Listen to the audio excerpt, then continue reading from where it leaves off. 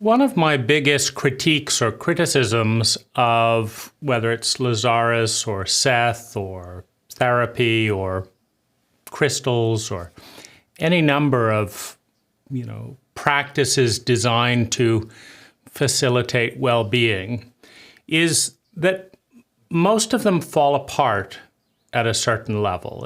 If you look at, any number of them statistically, people that buy a crystal versus people that don't, and then, look at whether it's job loss or retirement savings or weight or, any metric that's kind of consistent or considered to be beneficial, it's a weak correlation.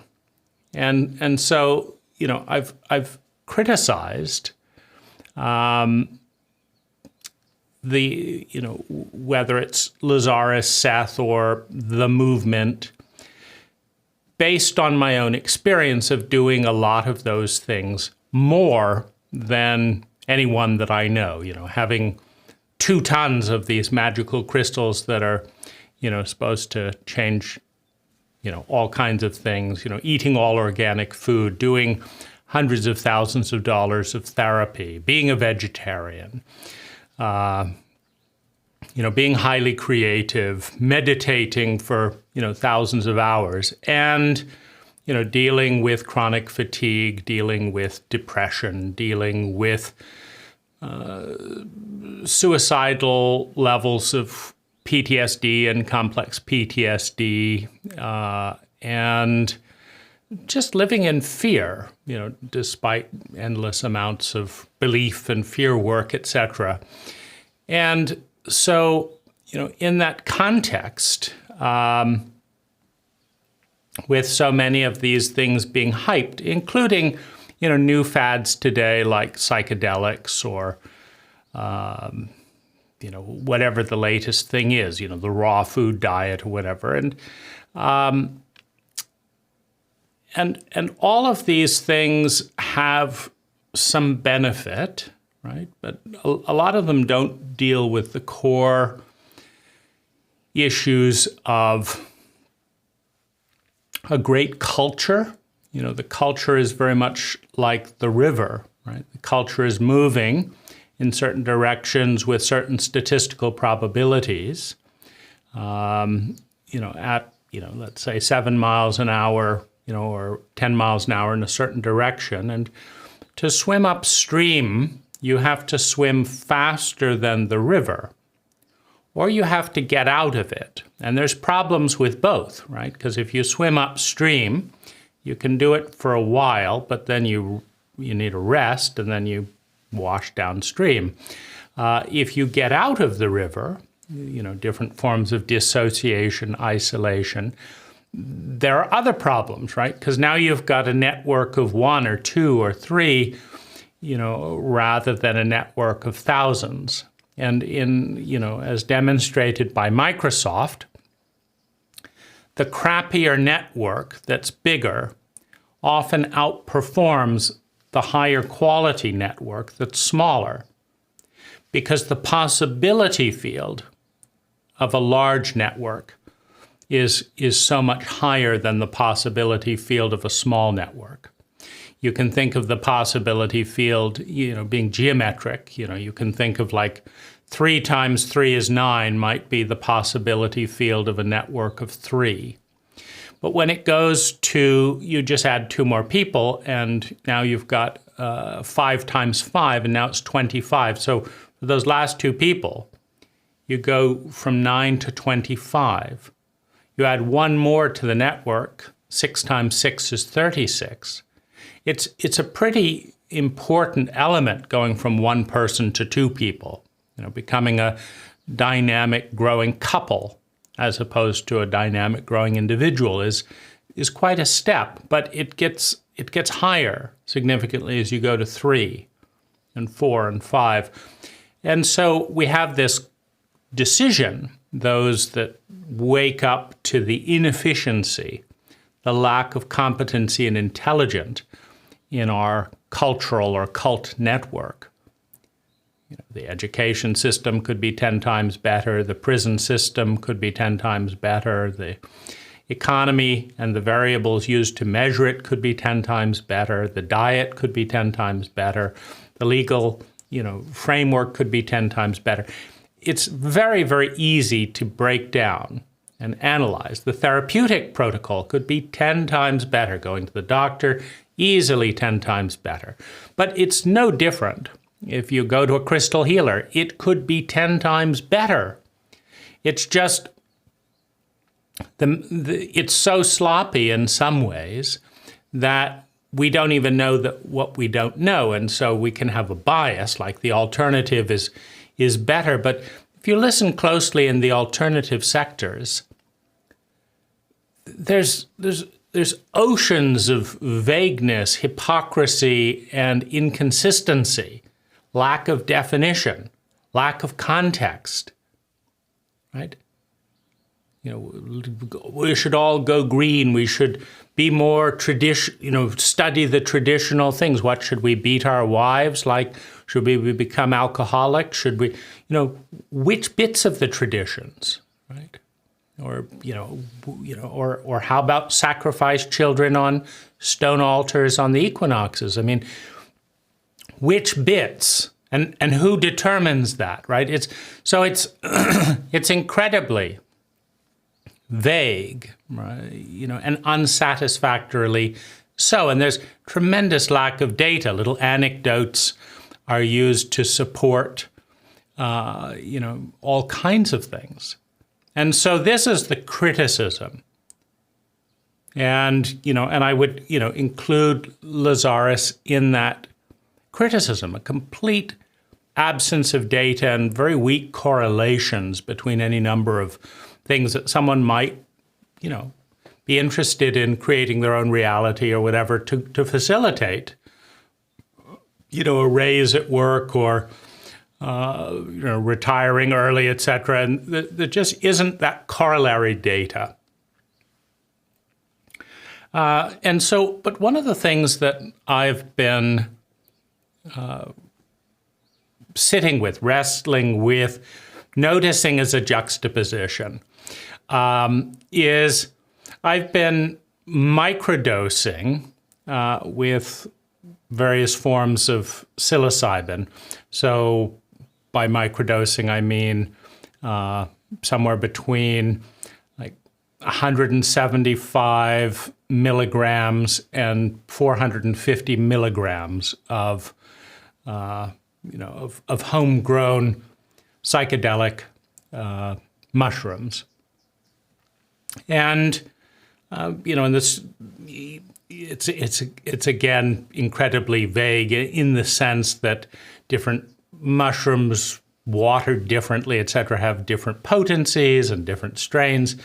As I say, there's a tremendous lack of science in any number of areas that matter. But nevertheless, what I've been noticing is that the combination of microdosing and doing Lazaris meditations has, first of all, allowed me to transcend all of that analysis, right?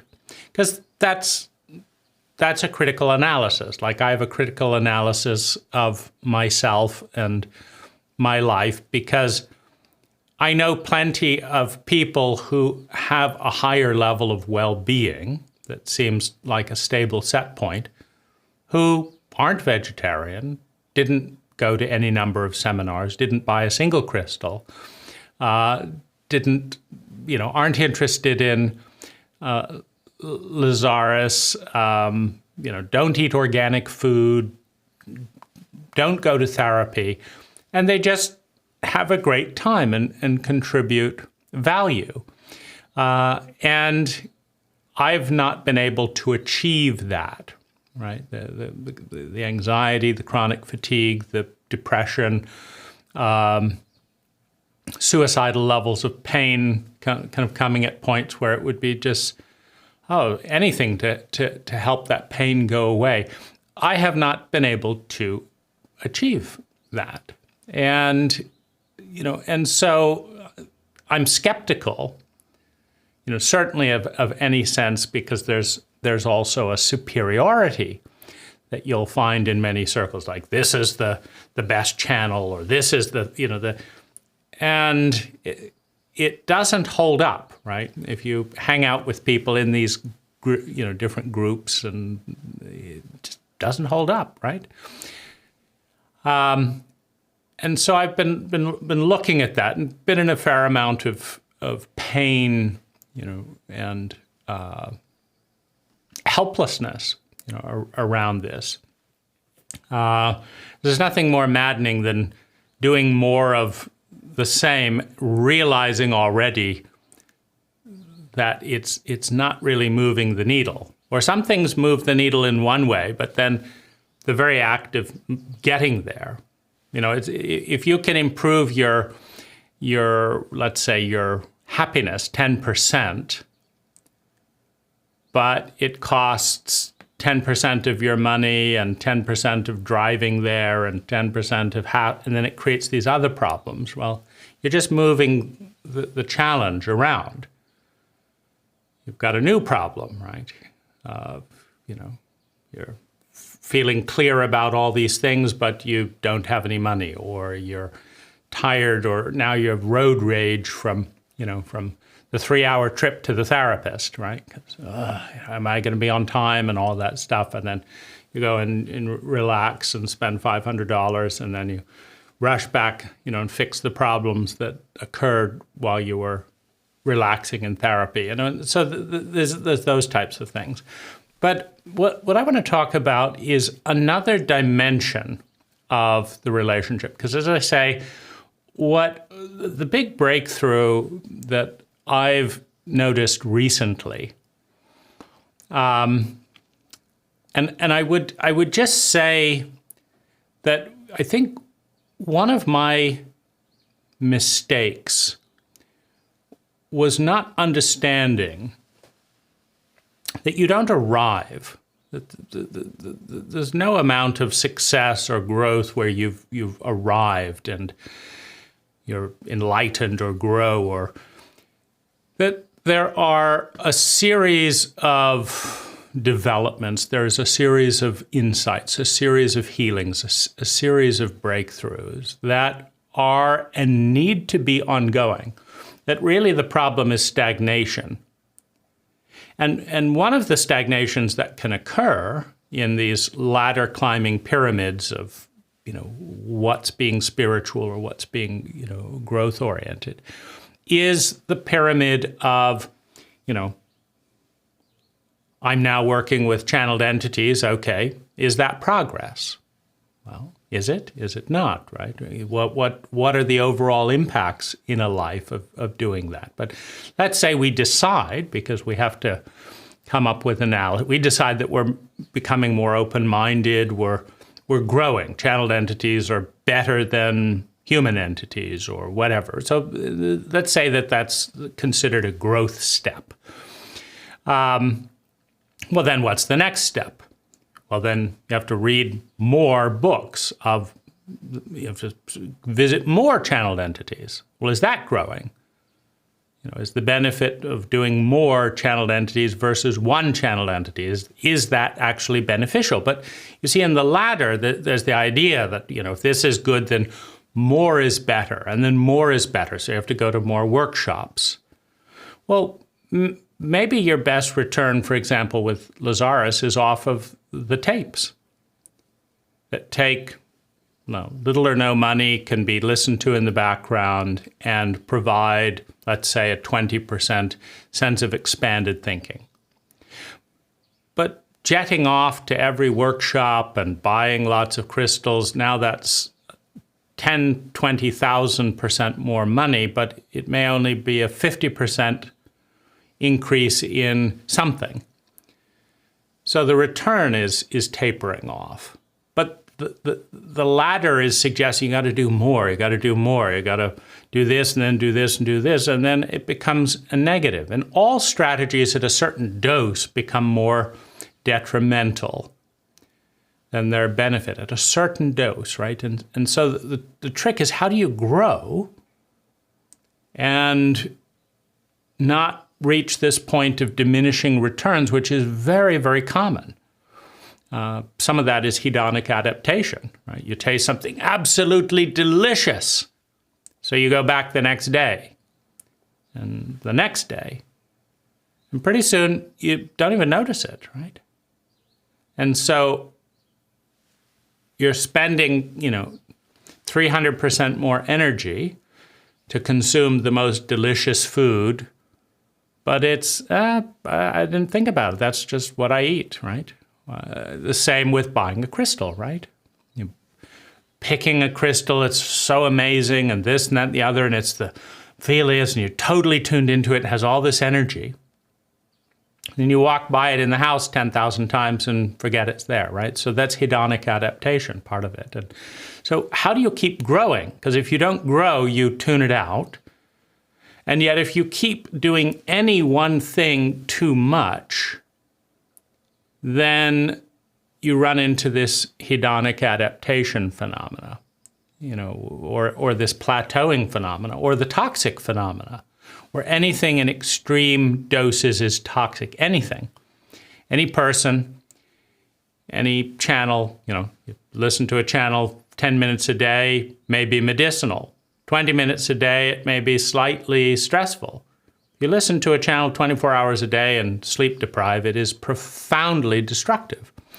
But it's all about the dose. It's all about, and so how do you grow and deal with the dose? But back to the insight, which is, there are certain childhood traumas, pains, wounds that are just absolutely devastatingly lonely, terrifying, in shock, dissociative, etc. Very, very painful things. And no human being has ever done a terribly good job of seeing, understanding, making the time to see and understand, tuning in, helping those parts in those moments of shock, number one. Number two, a lot of meditation and processing. There's just so much physiological scars and defenses against getting anywhere near that terrain that it just becomes a mental thing rather than a deep experiential thing. And so what I found is the combination of a microdose suspends, let's say, 50% of those scars, suspends them, doesn't sort them out, it suspends them. It allows me at a conscious level to deal with, the meditation, etc., without simultaneously dealing with PTSD and all the, cross-wiring, etc., that, diffuses a lot of the impact. So that's one, wonderful thing. But then the other thing, the big insight, was that human beings, there's a problem of intelligence. It's attributed to Einstein, then I'm told it wasn't actually Einstein, but someone obviously pretty smart said that the level of intelligence it takes to create a problem is not the same level of intelligence needed to heal or solve the problem. Because if you had that level of intelligence, you wouldn't have created the problem, right? If you've got enough intelligence to heal the problem, you don't create it in the first place. And so we have all these problems, which by definition are problems that the people and culture around us has enough intelligence to create for us. Like, here's some trauma, kid. We've got enough intelligence to traumatize our kids. We've got enough intelligence to shame our kids, to humiliate them, to compound that, to shame them for their reactions to our trauma. We've got enough intelligence to give the next generation our pain, our fear, our sociopathic protocols, right? But that's not the level of intelligence needed to heal it, right? And the people we're relating to as grown-ups, hopefully moving towards adults, but as grown-ups, are not necessarily any more intelligent than the people that gave us all these crises in childhood. And I think my parents were a great example of that. They introduced me to Lazaris while they were shaming, abandoning, traumatizing, blah, blah, blah. And just used it as some spiritual blackmail. Like the kids were supposed to create their reality so that the parents didn't have to be responsible for their behavior, right? And so, the level of intelligence it takes to create pain, shame, loneliness, despair, exhaustion, etc., is not the level of intelligence needed to heal it. And the trouble is when you're learning from other people, you're looking around to see who can help me, particularly if you're in a regressed childlike state, which happens, by the way, to every severely traumatized child, is parts of them don't develop past that 5-year-old, 6-year-old, 8-year-old, whatever. So they're looking, the grown person, the giant, gave them this pain, this inadequacy, this loneliness, etc., and this terror. And they're looking for a giant to take it away, right? Because a 6-year-old can't deal with that. And the grown-up, not the adult, the grown-up in me doesn't know how to fix it either because I've never seen anyone do it. Right? I haven't had a role model of a giant that took off all that pain that was put on, right? Or how is that done, right? It's just blame the kid. That's what I know how to do. Blame my inner child, right? It's easy to do that. It's just copying what was done. But of course, that doesn't work. And so the insight was that human beings, by and large, are not more intelligent than they are intelligent, right? So human beings are constantly scapegoating, shaming, avoiding, addicting, traumatizing, self-medicating. Human beings are doing this all the time at every level of the power structure, all around, right? It's if it's not in this area, it's in this area. You'll see couples, don't bring that up in the Lazaris seminar. It makes me look bad, right? You're shaming your spouse to look good at a Lazaris event, right? Of course, right? Because the level of intelligence to create a reality filled with pain, trauma, and loneliness is not the level of intelligence to heal it. And that's the crisis. That's the real transcendent crisis. And I've come to believe in recent months that it is imperative, absolutely imperative.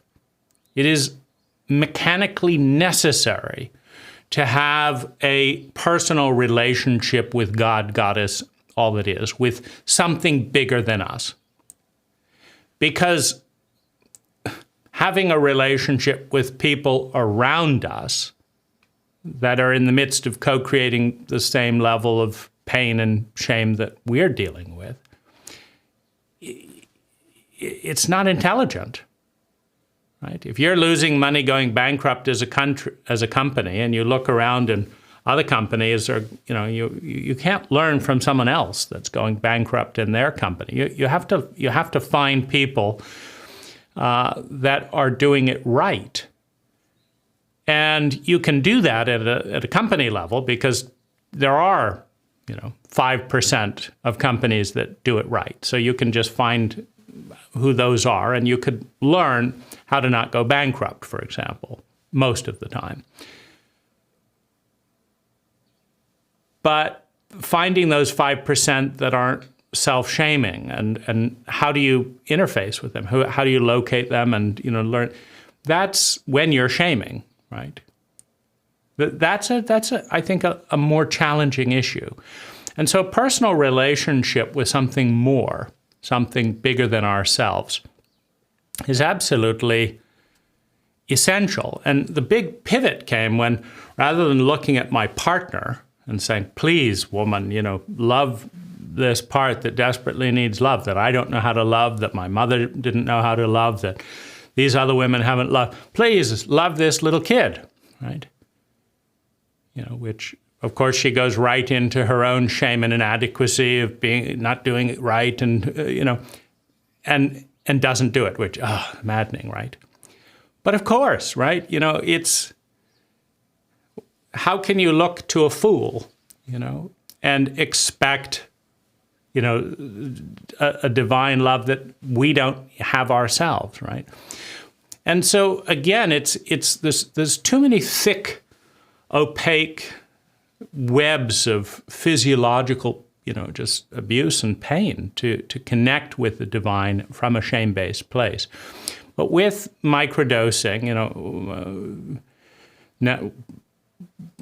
which, for those familiar with the weight and stuff, but it's a level where you're perfectly cognizant and can reason. There's no hallucinogens or anything like that.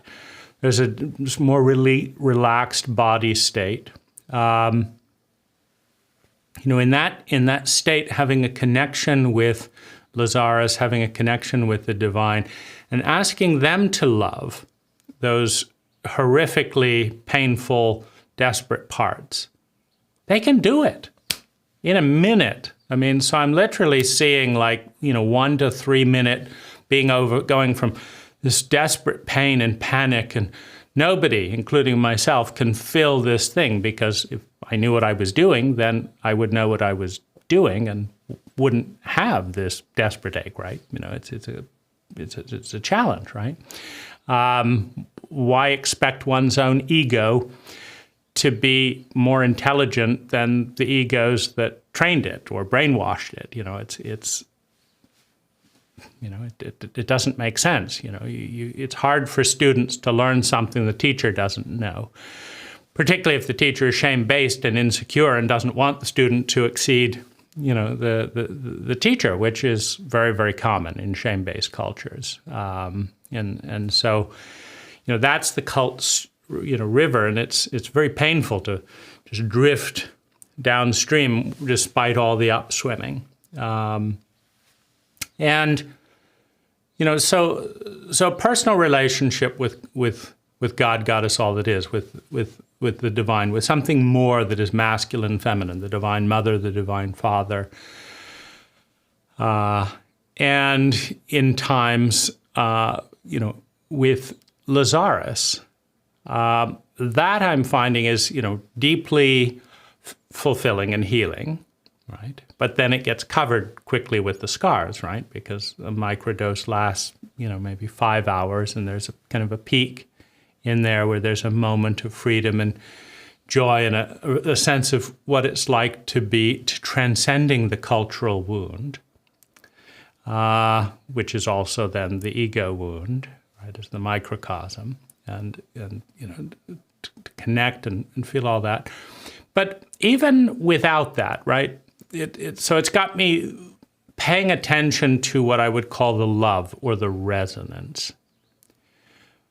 Because, the techniques are still not working, this is that, but I'm shifting my attention from, the insanity, the crazy making, the absurdity, the hypocrisy, etc., of so much of the words.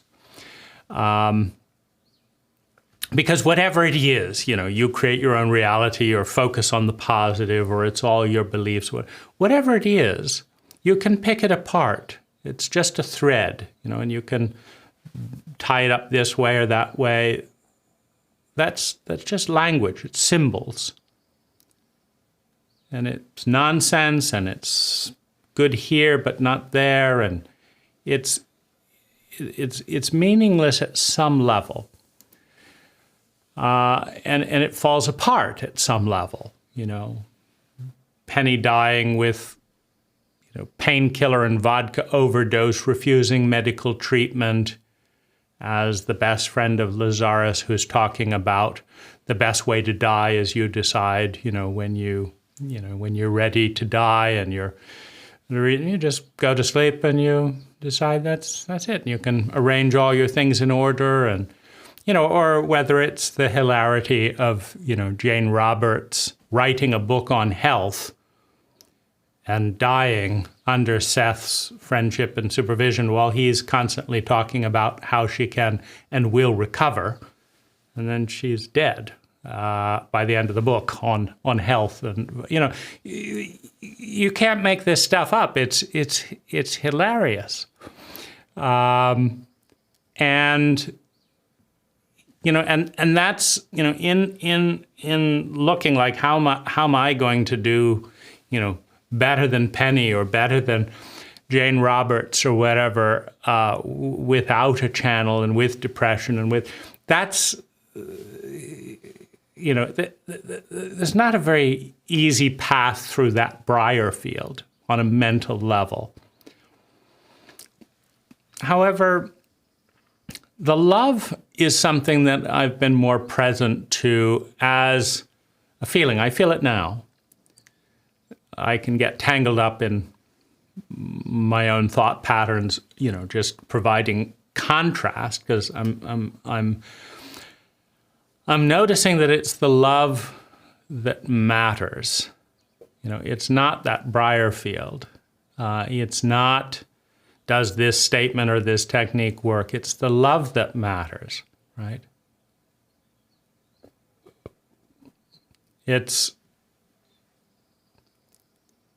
being loved, which of course is on the foundation of being lovable, but it's hard to deny one is not lovable when one is loved. This is the equation of the child. If the child is loved, they know they are lovable.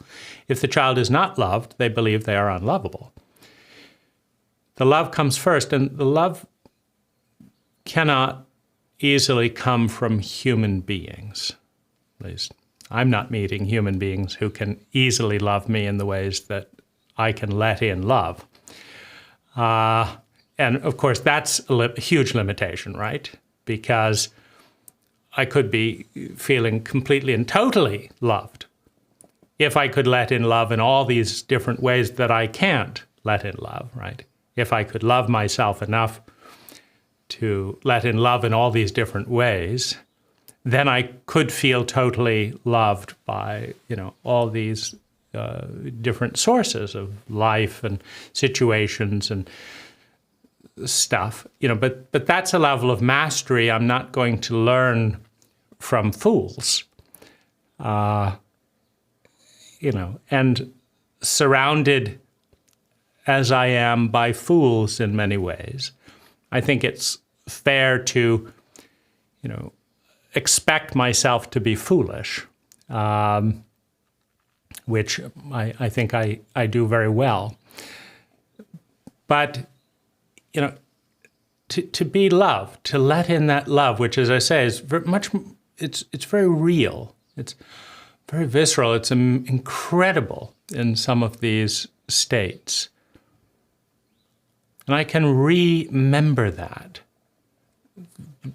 Like, number one, don't look to people. Look to intelligence that is more than people. Lazaris is obviously in that category. I have scars around Lazaris because I've shamed myself endlessly for not succeeding at techniques that I'm not sure work all that well, at least for the human beings using them.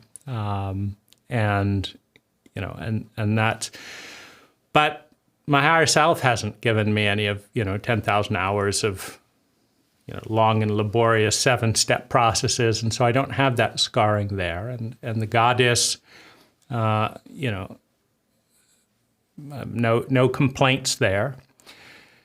And so, and then there are moments when I can just let in Lazaris's love, and it's absolutely incredible.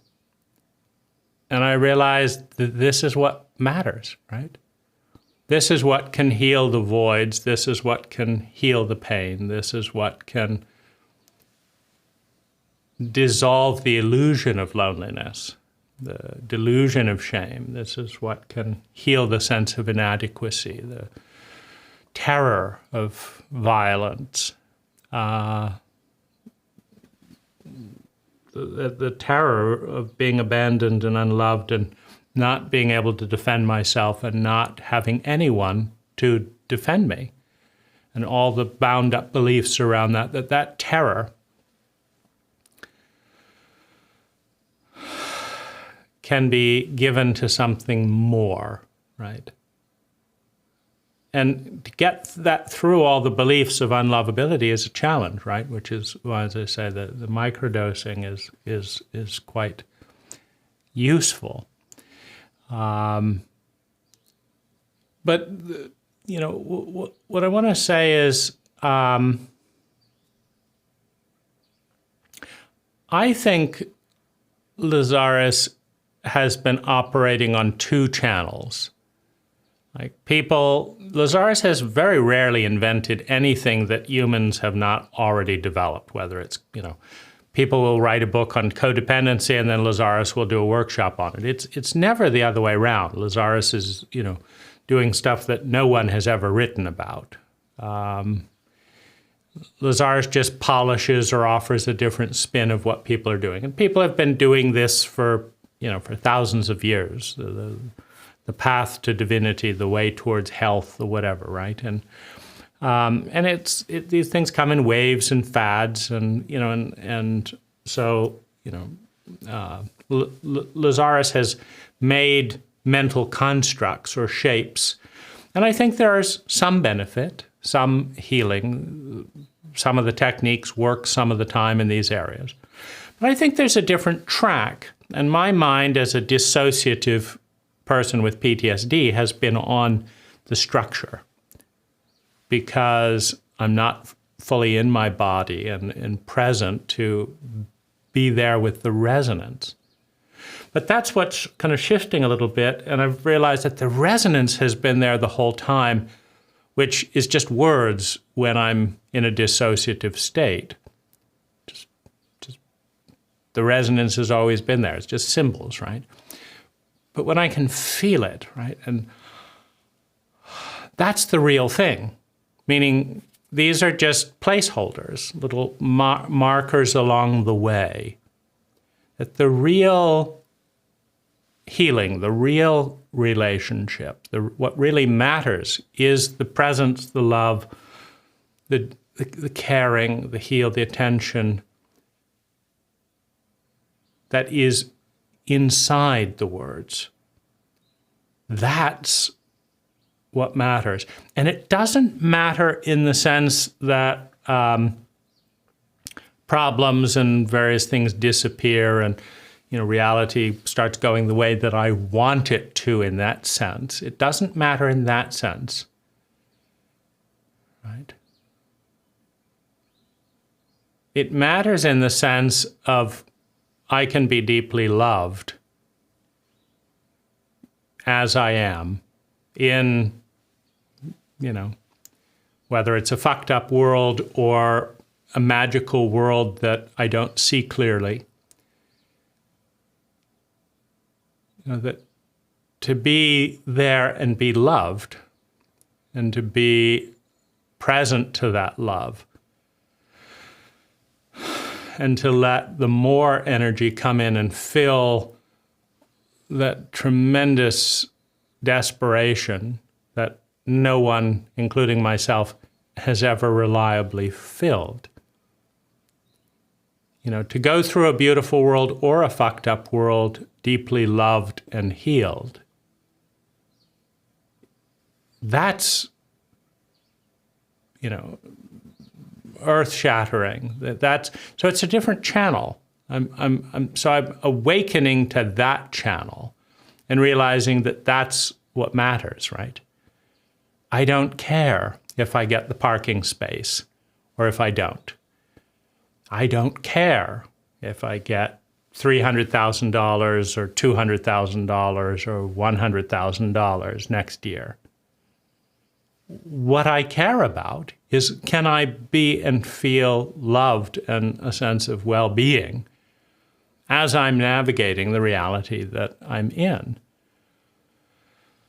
And that's a shift from noticing that actually does make more of a difference, right? To go through the reality that I'm in, loved, to be in the marriage that I'm in, deeply loved, rather than to be in the marriage that I'm in or with anyone else, because that's been one of the frustrations, like, surely it's going to work here. No, here, here, right?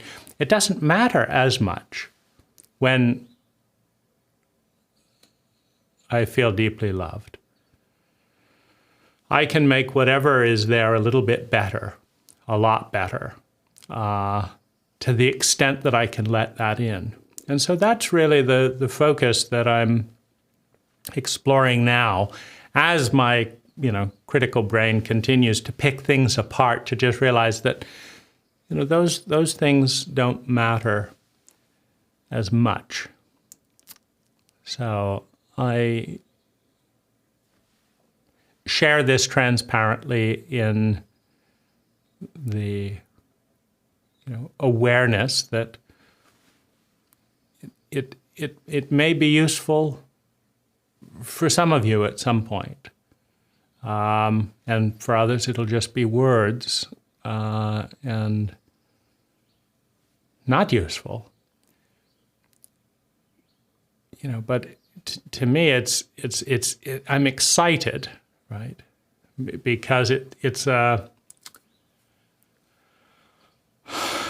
way of healing some of my sense of confusion, betrayal, hurt, anger, hostility towards, Lazaris and other people writing books and stuff that don't seem to live up to or deal with the deep issues.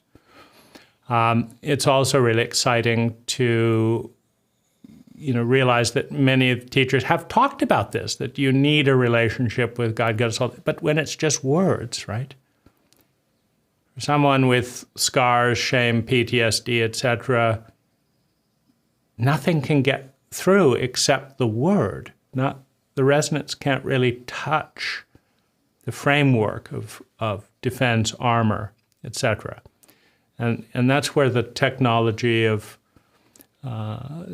reducing blood to the default mode network, which is psilocybin strength, comes in. Is the default mode includes all those scars. And when blood is reduced to that, a more direct experience with self is present. And that's where all the blessing, all the healing resides.